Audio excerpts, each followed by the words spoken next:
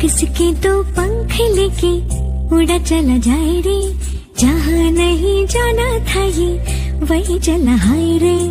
उम्र का ये ताना बाना समझ न पाए रे, जुबां पे जो मोह माया न।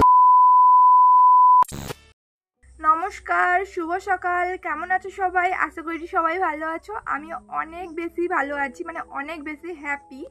কারণ কালকে মানে ওই বিকালের সময় আমার দিদিভাই এসেছিল, মানে আমার ননদ আর ভাগনা আর ওই জামাইবাবুরও এসেছিল। যেহেতু মানে ওই জামাই ষষ্ঠীর সময় ওদের নেমন্তন্ন ছিল, কিন্তু ওই জামাই ষষ্ঠীর সময় ওরা কিন্তু আসতে পারেনি। তো সেই কারণে কিন্তু ওই মানে কি বলবো, মানে ওদের বাড়িতে কাজ ছিল, ওই মানে চাষবাসের কাজ ছিল বা টুকটাক কাজ ছিল। তো সেই কারণে কিন্তু আসতে পারেনি। আর সেই জন্য কিন্তু কাজ শেষ হওয়ার পরে কিন্তু আমাদের বাড়িতে এসছে। আর মানে সেটা বলতে গেলে জামাই ষষ্ঠীর মানে উপলক্ষে বা যাই হোক কিছু হবে। তো সেই কারণে সবাই এসছে। আর আমি তো খুব আনন্দ, কি বলবো, হ্যাপি অনেক। যেহেতু মানে বাড়িতে যদি কোনো বন্ধু বা কেউ আসে তো মানে বাড়িটা পুরো জমজমাট হয়ে যায়, খুব আনন্দ লাগে। তো সেই কারণে সবাই এসছে।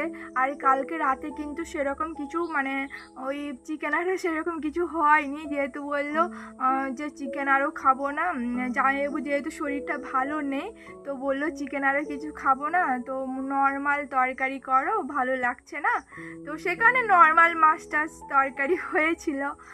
আর সেই কারণে আজকে দুপুরে সবাই মানে বাবা জিজ্ঞেস করছে আমাকে যে চিকেন নিয়ে আসবে বলে, কিন্তু তখনও কিন্তু জামাইবাবু বললো যে চিকেন করো না, বেকার, কিন্তু খাবো না। সত্যি জামাইবাবুর শরীরটা একদম ভালো ছিল না।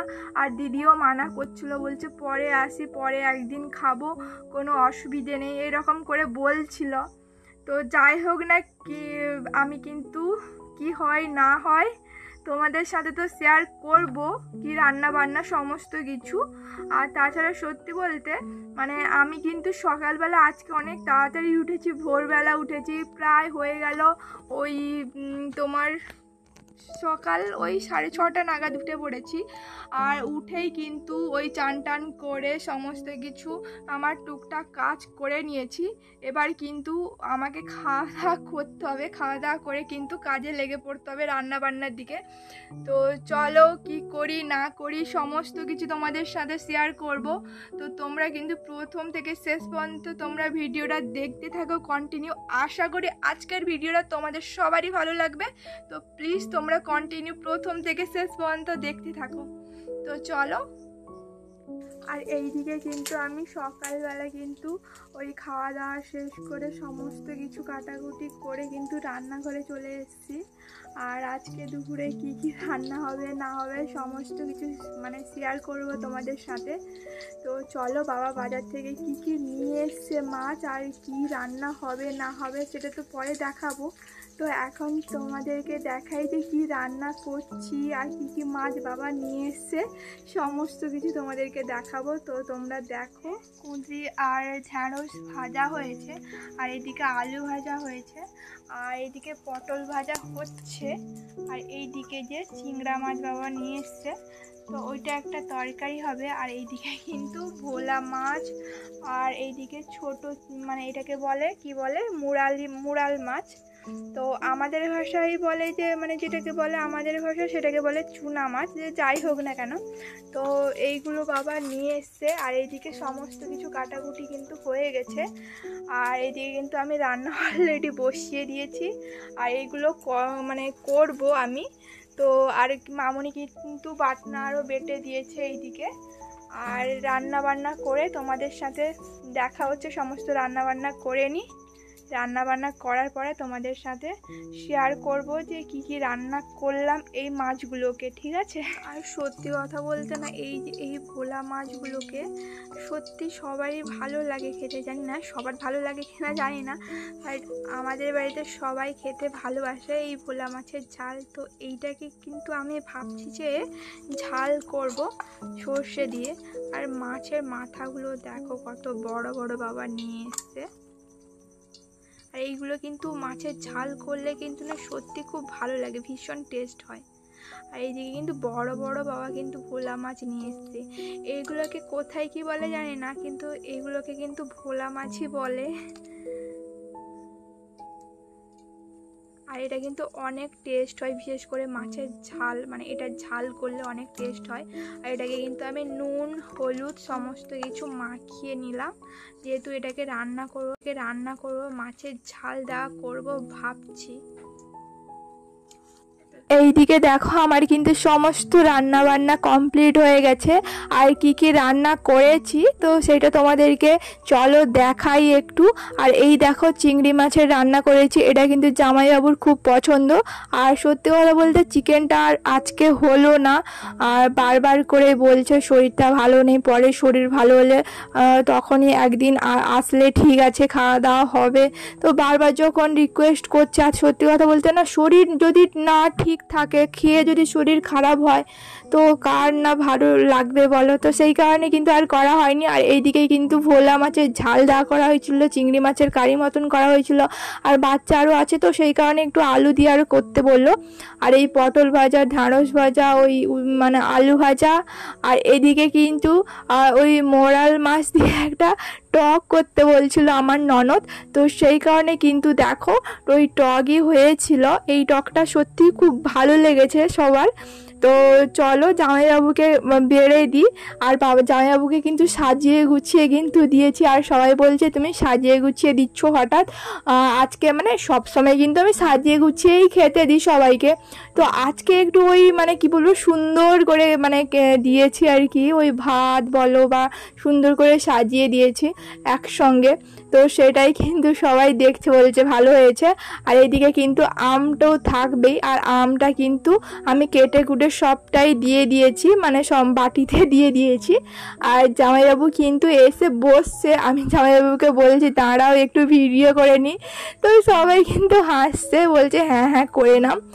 আর তাছাড়া কিন্তু এই দিকে আমি জামাইবাবুকে খেতে দিয়ে দিয়েছি। ওই দিকে কিন্তু আমাদের ঘরে মানে আমার ননদের ছোট ছেলে, ও কিন্তু প্রথমেই খেতে বসে গেছিলো, বলছে আমাকে প্রথমেই দাও। তো ওর কিন্তু প্রায় খাওয়া দাওয়া কমপ্লিট, আর কেউ খায়নি। তারপরে কিন্তু জামাইবাবুকে খেতে দিয়েছি, আর ও কিন্তু আমাকে বলছে তুমি আমার দিকে ফোনটা ঘোরাও, আমি খাচ্ছি আমাকে দেখাও। তো ওই দেখো ও কেমন করে মানে ভ্যাংচাচ্ছে। তারপরে কিন্তু খাওয়া দাওয়া শেষ করে কিন্তু ওই বিকাল মানে ওই সন্ধ্যের দিকে আমাদের ঘরে বা ওই বড় ভাগনারা সবাই বলল যে একটু কিছু একটা বানিয়ে দাও। তো সেই কারণে কিন্তু না বিস্কিট ছিল, তো বিস্কিট দিয়ে ভাবলাম যে কেক বানিয়ে দিই, যেহেতু ছোটো ছোটো বাচ্চা তো ওদের খুব ভালো লাগবে। আর সত্যি কথা বলতে না কেক সেইভাবে যে বানিয়েছি সব সময় সেরকম কিন্তু নয়, তো সেই জন্য ভাবলাম তোমাদের সাথেও শেয়ার করি কেমন কি বানাচ্ছি বা কি। এখানে জাস্ট শুধু বিস্কিট নিয়েছি, আর ওই চিনি নিয়েছি পরিমাণ মতো, আর ইনো নিয়েছি 1 প্যাকেট, আর একটা ডিম ফাটিয়ে দিয়েছি। আর সেরকম কিন্তু কিছু দিইনি অবশ্য। আর হ্যাঁ, আর একটু মানে অল্প মতো ময়দা দিয়েছি। তারপরে কিন্তু ছোট ছোট বাটিগুলোতে এই 3টা বাটি নিয়েছি, ওইগুলোতে কিন্তু আমি তেল সুন্দর করে মাখিয়ে নিয়েছি। আর এইদিকে কিন্তু ওই যে বিস্কিটটাকে কিন্তু আমি গুঁড়ো করে নিয়েছি, দেখো সুন্দর করে কিন্তু গুঁড়ো করে নিয়েছি। আর এইদিকে কিন্তু আমার পেস্টটা সুন্দর হয়ে গেছে, দেখো তোমরাই তো দেখতেই পাচ্ছ। আর এইদিকে ভাবলাম যে বাটিগুলোতে তেল লাগানো আছে, ওই মানে পেপার না হলে তো কেকটা ঠিকঠাক উঠবে না। তো সেই কারণে কিন্তু অল্প একটু ময়দা দিয়ে ভালো করে বাটিগুলোতে মাখিয়ে নিচ্ছিলাম। আর এইদিকে কিন্তু মামনি বলছে যে 3টা বাটি নিয়েছো, আর কেক তো মানে বেশি পেস্ট নেই, ওই তো কমই হবে, তো 1টা বা 2টো বাটিতে হয়ে যাবে। বললাম ঠিক আছে দেখি কতটা কি হয়। আর তারপরে দেখো মামনি কিন্তু এইদিকে বালি নিয়ে চলে এসেছিল, আর আমি কিন্তু কড়াইতে মানে বালি দিয়ে দিচ্ছি গ্যাসে বসিয়ে, আর সুন্দর করে কিন্তু বালি দিচ্ছে। আর এইদিকে কিন্তু সবাই দেখছে, বলছে কেমন হয় কে জানে। আর এইদিকে কিন্তু আমার ছোট ভাগনা বলছে কেকটা মনে হচ্ছে কালো কালোই হবে হয়তো, ও তো বুঝতেই পারছে না। বললাম তুমি কালো কেক খাও না? বলছে হ্যাঁ অবশ্যই তো খাই কালো কেক। বললাম দেখো কেমন বানাই, কেমন টেস্ট হয় খেয়েই বলবে। দিয়ে হাসছে আর কি। তো চলো কেমন কি করি না করি তোমরা দেখো। আর তোমরা কেমন কেক বানাও বাড়িতে অবশ্যই আমাকে একবার কমেন্টে জানিও। আমি অবশ্য ওই যে আগে সবসময় বানাই সেরকমটা নয়, আমি বারবারই বলছি, তো আমি যতটা যেরকম জানি সেরকম কিন্তু বানাচ্ছি, তো তোমরা দেখো। আর যেই বাটিতে ময়দা একটু মাখিয়ে রেখেছিলাম মানে তেলটা দেওয়ার পরে, ওই বাটিতে কিন্তু আমি পেস্টটা ঢেলে দিয়েছি সুন্দরভাবে। আর তারপরে কিন্তু ওই মানে কি বলবো বাদাম একটু কুচি কুচি করে কিন্তু দিয়ে দিয়েছি। আর তোমাদের কাছে যদি অন্যান্য ড্রাই ফ্রুট থাকে ওইটাও কিন্তু তোমরা দিতে পারো, তো কেকটা দেখতে সুন্দর লাগে আর খেতেও ভালো লাগে, তো সেই কারণে কিন্তু আমি দিয়ে দিয়েছি। আর দেখো কি সুন্দর লাগছে ওপর থেকে দেখতে।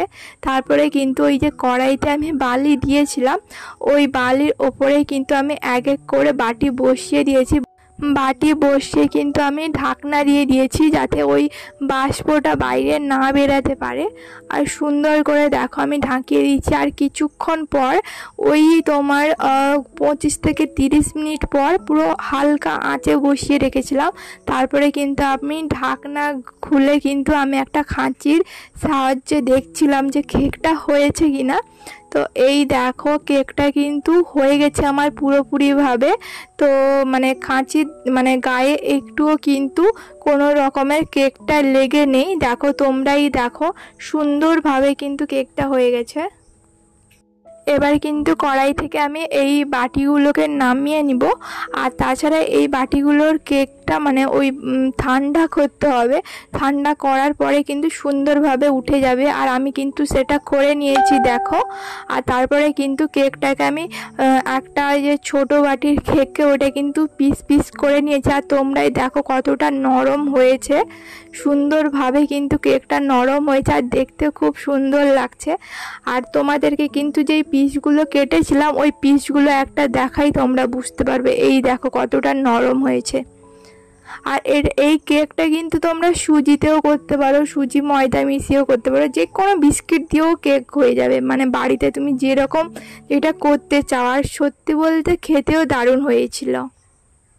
ভিডিওটা আমি এখানেই শেষ করছি, দেখা হচ্ছে পরের একটা নতুন ব্লগ ভিডিওর সাথে। ততক্ষণে তোমরা সবাই ভালো থাকো, সুস্থ থাকো। দেখা হচ্ছে পরের একটা ব্লগ ভিডিওর সাথে। টাটা। দিশাহারা কেমন বোকা মনটা রে।